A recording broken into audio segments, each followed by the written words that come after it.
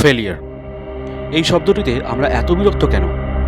কেন কোনো একটা কাজে কেউ একবার ফেলিয়ার হলেই আমরা ভেবে নিই তার দ্বারা কিচ্ছু হবে না? কারণ আমরা ভয় পাই, ফেলিয়ার হওয়ার ভয় পাই আমরা। তাই আমরা বেশিরভাগ সময় ফেলিয়ার স্টোরি পড়ার পরিবর্তে সাকসেস স্টোরি পড়তেই পছন্দ করি। আমরা জীবনে শুধুমাত্র সাকসেস পেতে চাই।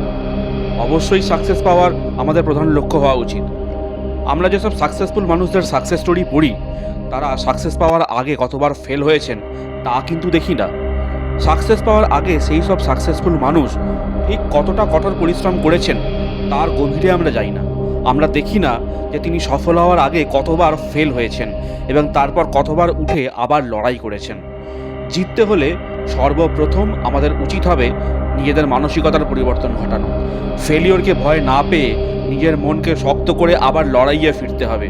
যতবার পড়বে ততবার উঠে দাঁড়ানোর মানসিকতা তৈরি করতে হবে, তবেই সাফল্য আসবে। আমাদের মনে রাখা দরকার, failure always creates strong personalities. বাড়ি বাড়ি নিউজ পেপার বিক্রি করা ছেলেটা যদি ফেলিওরকে সঙ্গী করে ময়দান ছেড়ে সরে যেতেন, তাহলে কি আমরা ভারতরত্ন ডক্টর এপিজে আব্দুল কালামকে পেতাম? পেতাম না। বারবার ইন্ডিয়ান ক্রিকেট টিমে চান্স না পেয়ে হতাশ না হয়ে যাওয়া ছেলেটা রেলওয়ে টিকিট কালেক্টরের চাকরি ছেড়ে ক্রিকেট খেলা আবার শুরু না করলে আমরা ক্যাপ্টেন কুল মহেন্দ্র সিং ধোনিকে পেতাম না।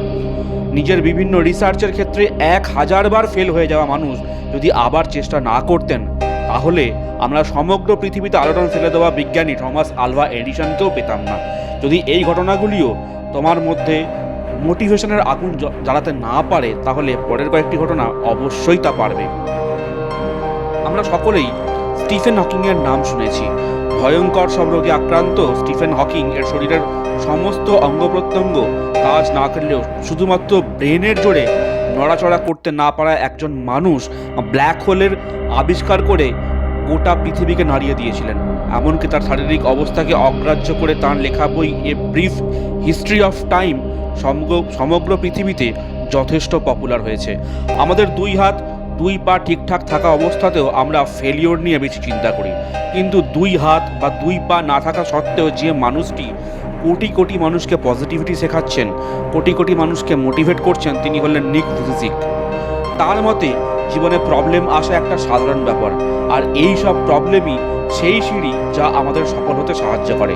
তাই ফেলিওরকে নিয়ে বেশি চিন্তা না করে আমাদের উচিত হবে সেই ফেলিওরকে আমরা কীভাবে সাকসেসে পরিবর্তন করতে পারবো। আসলে ফেল কথার আসল অর্থ হলো ফার্স্ট অ্যাটেম্প্ট ইন লার্নিং।